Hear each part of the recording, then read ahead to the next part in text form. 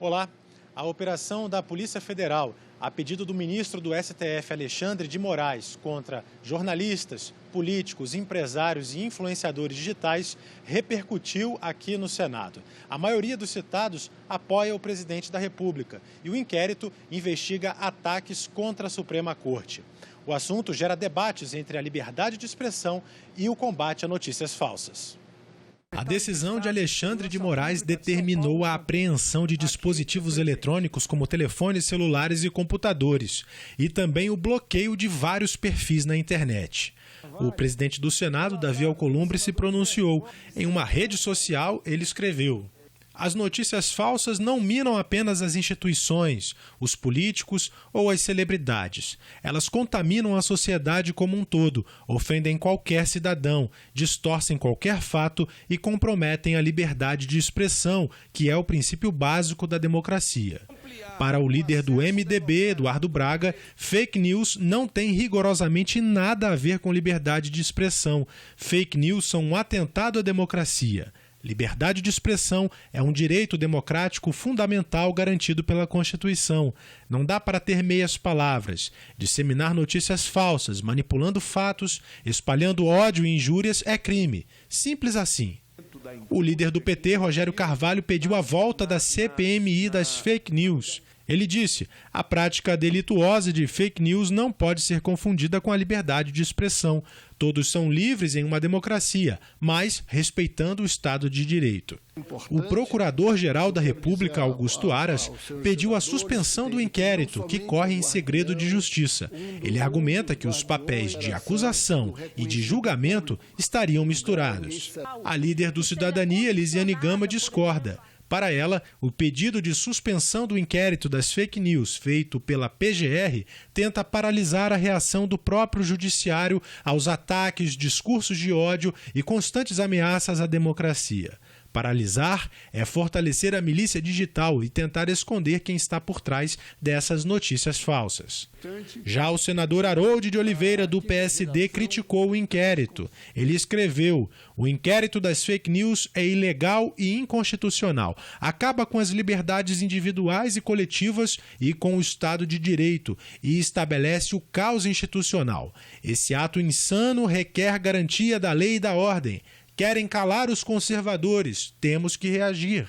O senador Flávio Bolsonaro, filho do presidente da República, disse: chegamos ao tempo em que se investigam fatos que não são crimes para se obterem provas que não são válidas. Juristas têm sido unânimes em afirmar abuso de autoridade. O senador Major Olímpio, do PSL, escreveu: eu pedi o impeachment contra 2 ministros do STF e assinei 2 requerimentos de CPI do STF.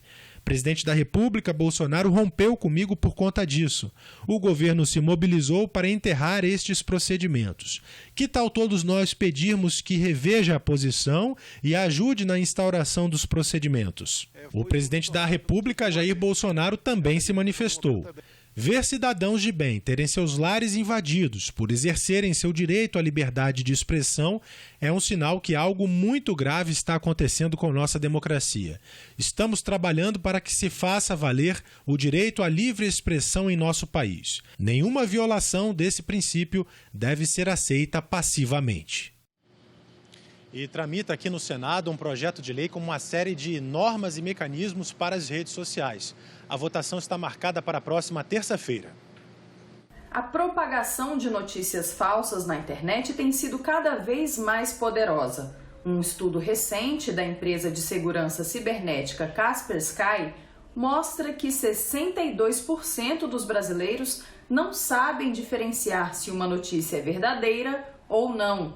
Preocupado com as consequências danosas desse fenômeno, o senador Alessandro Vieira apresentou um projeto de lei que traz uma série de normas e mecanismos de transparência para redes sociais, incluindo serviços de mensagens privadas e conteúdos patrocinados, para combater abusos, manipulações, perfis falsos e disseminação de fake news.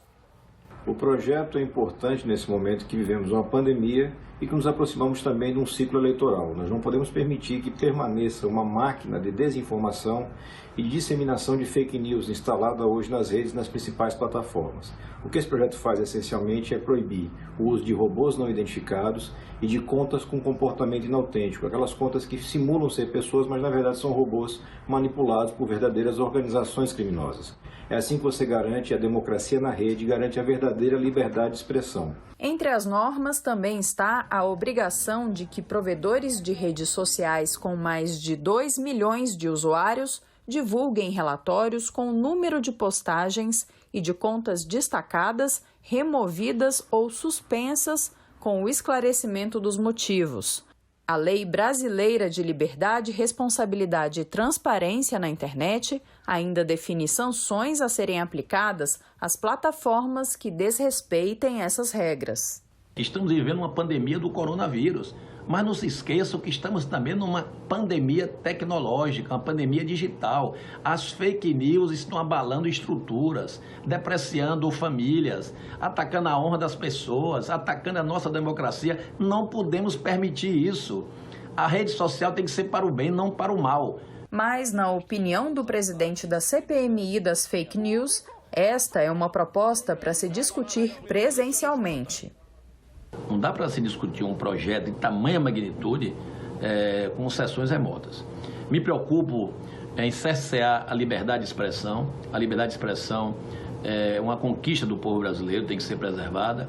Tem a questão também da fé, também não podemos também cercear o direito daquelas pessoas que têm fé e que têm seus seguidores. O autor do projeto diz que o texto não promove censura.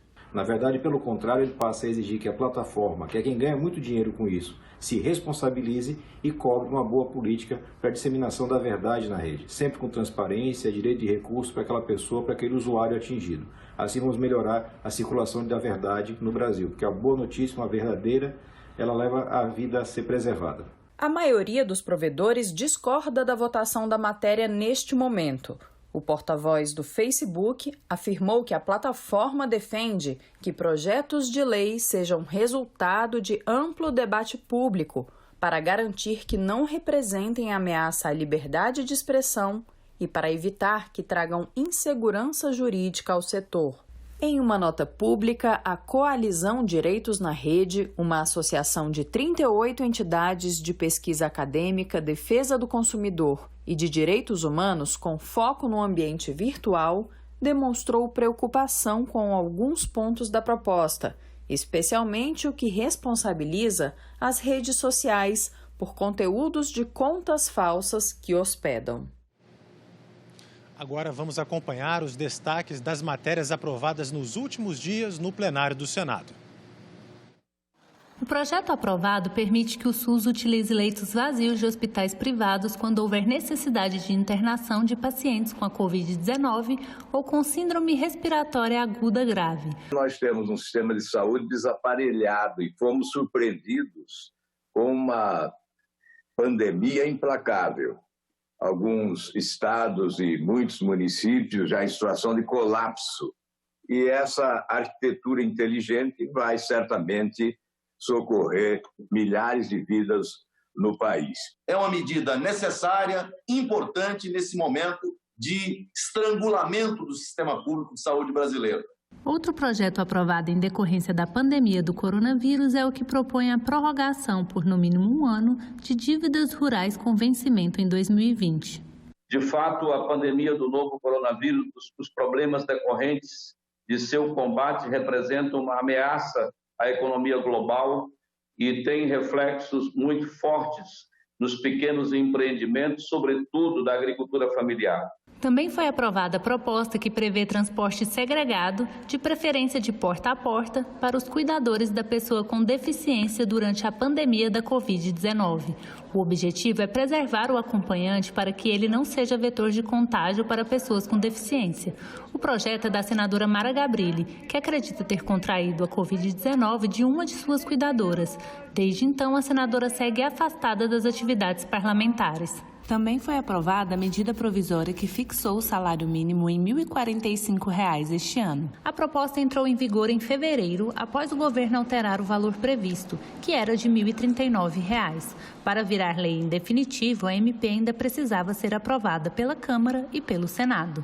Dezenas de milhões de brasileiros oferem o salário mínimo no mercado de trabalho ou por meio dos benefícios da própria Seguridade Social. Sem a apreciação da matéria, terão sua renda prejudicada. A urgência e a relevância da medida provisória se confirmam ante a necessidade de assegurar, com efeitos a partir de 1º de janeiro de 2020, o reajuste do salário mínimo de milhões de trabalhadores brasileiros, assim como assegurar aos segurados do regime geral da Previdência Social a plena aplicabilidade do artigo 8º, 201, do parágrafo 8º do artigo 201, com a preservação do valor real dos benefícios. O plenário aprovou ainda a proposta que autoriza a participação das universidades públicas na produção de equipamentos e materiais de combate à Covid-19. Essas instituições de ensino ficam autorizadas a usar parte de seu orçamento, suas instalações e mão de obra na confecção de respiradores, álcool em gel, máscaras e outros produtos utilizados no combate à pandemia. Sem dúvida, as universidades públicas detêm capacidade técnica e operacional para a produção com custo extremamente menor que o de mercado, de equipamentos necessários ao enfrentamento do novo coronavírus. O Senado também aprovou uma linha de crédito especial para profissionais liberais que atuem como pessoa física. Estão inseridos nessa lista de profissionais contadores, médicos, dentistas, advogados, arquitetos, entre outros. O limite do financiamento vai ser de R$ 100 mil por beneficiário, com taxa de juros anual máxima igual à taxa Selic, acrescida de 5%. Essas categorias que, por causa da pandemia, simplesmente não tiveram uma condição mínima de sustentação. Os aluguéis atrasando, olha o que a gente recebeu aqui, milhares de pedidos, de e-mails, problema de capital de giro para pagar a conta de água, de luz. E tramita aqui no Senado um projeto de lei que endurece as penas aos crimes de fraude em licitação ou contratos administrativos relacionados ao combate de epidemia. Porto Alegre, 27 de maio. O dia ainda amanhecia quando a Polícia Federal iniciou a Operação Camilo. O objetivo, cumprir 129 mandados judiciais na capital gaúcha e em outras 11 cidades. A força-tarefa investiga, entre outros, os crimes de fraude à licitação, corrupção passiva, peculato e organização criminosa, praticados no repasse de verbas públicas para enfrentar a pandemia do Covid-19. O caso do Rio Grande do Sul não é exceção. Infelizmente, é a regra. O Brasil parece estar vivendo uma outra epidemia além da do coronavírus, a do desvio dos recursos liberados para enfrentar essa emergência. Prefeitos e governadores precisam agir rapidamente e equipamentos e insumos, como os respiradores para os pacientes mais graves, estão no topo da lista das compras realizadas sem licitação. As denúncias vão desde superfaturamento até produtos que simplesmente não funcionam. Vários casos graves de corrupção vêm ocorrendo em todo o país, desvios de verba, superfaturamento na compra de respiradores, compra de respiradores falsificados. Os órgãos públicos de fiscalização e controle já registram os efeitos dessa epidemia. Segundo o Ministério Público Federal, há pelo menos 1.000 investigações criminais em andamento relacionadas com o Covid-19.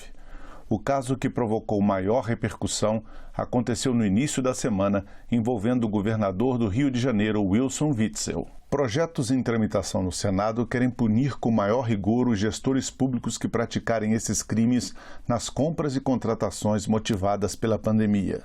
Nós não podemos admitir que no momento de tanta dificuldade na área de saúde pública, tanta carência de recursos, espertos venham se aproveitar desse momento para lesar a nação, para lesar o erário. No Código Penal, o projeto cria o crime de peculato qualificado, que é quando o servidor público usa o cargo para desviar dinheiro ou bens, públicos ou particulares. Para esse caso, a pena pode chegar a 25 anos de cadeia mais multa. Fraudes realizadas em licitações relacionadas com o Covid-19 passam a render de 10 a 25 anos de prisão também, além de multa. O projeto inclui o peculato qualificado na Lei de Crimes Hediondos, ao lado de práticas como genocídio, homicídio qualificado e estupro, sem direito à fiança e com cumprimento integral da pena em regime fechado. Nossa contribuição nesse momento é no sentido de que o Congresso Nacional possa aprovar esse projeto e dar ao Brasil penalidades severas contra crimes dessa natureza. Crimes contra a administração pública durante a pandemia é inaceitável. E além da fiscalização dos órgãos governamentais, como TCU, Tribunal de Contas do Estado, transparência, você também precisa cobrar. Muitas outras fraudes levaram o Instituto Não Aceito Corrupção a desenvolver e lançar o Corrupto Vírus, uma ferramenta que permite ao cidadão denunciar estas práticas, inclusive de forma anônima. O cidadão pode fazer a sua denúncia utilizando o site do Instituto. E as falas do ministro do Meio Ambiente, Ricardo Salles, na reunião no Palácio do Planalto, tornada pública por decisão judicial, repercutiram aqui no Senado. E são o tema de hoje na coluna Momento Eco. A fala do ministro Ricardo Salles acontece a cerca de 24 minutos do vídeo com a íntegra da reunião. Ele diz que o governo federal deve aproveitar o atual momento de pandemia para adotar mudanças na legislação ambiental infralegal, aquela que não depende do Congresso para ser implementada. Nós temos a possibilidade, nesse momento que a atenção da imprensa está voltada exclusivamente para o Covid, está nos dando um pouco de alívio nos outros temas, é passar as reformas infralegais de desregulamentação, simplificação, todas as reformas que o mundo inteiro, nessas viagens que se referiu o Onix, certamente cobrou dele, cobrou do Paulo, cobrou da Tereza, cobrou do Tarcísio, cobrou de todo mundo. Da segurança jurídica, da previsibilidade, da simplificação. Essa grande parte dessa matéria, ela se dá em portarias e normas dos ministérios que aqui estão, inclusive o de meio ambiente. Para isso precisa ter um esforço nosso aqui, enquanto estamos nesse momento de tranquilidade no aspecto de cobertura de imprensa, porque só fala de Covid, e ir passando a boiada. E mudando todo o regramento e simplificando normas. Para a oposição, o ministro quer promover um desmonte na estrutura de preservação ambiental existente no país. Mas a base de apoio ao governo entende de forma diferente. O ministro Ricardo Salles está absolutamente correto. Esse é um tema que eu estudo há 20, 30 anos. O que fizeram na Amazônia como brasileiro é uma vergonha. Nós não temos mais o controle, a soberania sobre aquela região. O único lugar do mundo que, tendo recursos naturais, você não pode acessar, somos nós. Não é assim nos Estados Unidos, não é assim no Canadá, não é assim na Europa, não é assim em lugar nenhum do mundo. No Oriente Médio, na China, na Rússia, só aqui. O que o Ricardo Salles está propondo? Que os ministérios que têm a ver com essa situação, que se unam, que desburocratizem, que eliminem um monte de regrinha que na prática impede que a nossa região possa sair do posto de ser a região mais pobre do Brasil. A proposta do ministro Salles, ela foi indecorosa na reunião do dia 22 de abril. A flexibilização de normas e também decretos por debaixo do pano tem um potencial destrutivo ao meio ambiente. A proposta, ela não é digna de um homem público, muito menos de um ministro do meio ambiente. Eu vejo que é pura disfarçatez imaginar que se pode governar o Brasil passando por cima da ética e também dos poderes. O futuro da Amazônia e do meio ambiente pode até ser discutido, mas ele tem que ser discutido às claras, com informações corretas e adotadas por maioria consciente de quem quer de fato o bem do Brasil. O futuro da Amazônia e do nosso país jamais deve ser conduzido ou discutido de forma a destruí-la para se ter lucro de forma rápida e de forma fácil. Isso realmente não se pode admitir. Enquanto esse debate continua, os números do desmatamento da Amazônia não param de subir. Crescimento de 171% em abril desse ano, em comparação com o mesmo mês no ano passado. 529 quilômetros quadrados de florestas foram derrubados. O pior resultado do mês de abril nos últimos 10 anos. Com essa triste notícia, nós terminamos a coluna Momento Eco de hoje. Tchau, até a próxima. Pesquisa do Instituto Data Senado mostra que a maioria dos brasileiros aprova o adiamento do Enem em decorrência da pandemia do novo coronavírus. A pesquisa também apurou o sentimento da população em relação à crise econômica causada pela Covid-19. 59% dos entrevistados acham que o número de contaminados pelo coronavírus é maior do que o noticiado. 11% acham que é igual e 28% acreditam que é menor. Em relação às fontes de informação sobre a pandemia, 62% disseram que se informam pela televisão, 16% pela internet, 10% buscam informações em outros meios, 7% recorrem ao Facebook e 4% ao WhatsApp. A pesquisa apurou o sentimento dos brasileiros em relação à crise econômica. 57% acham que o pior ainda está por vir.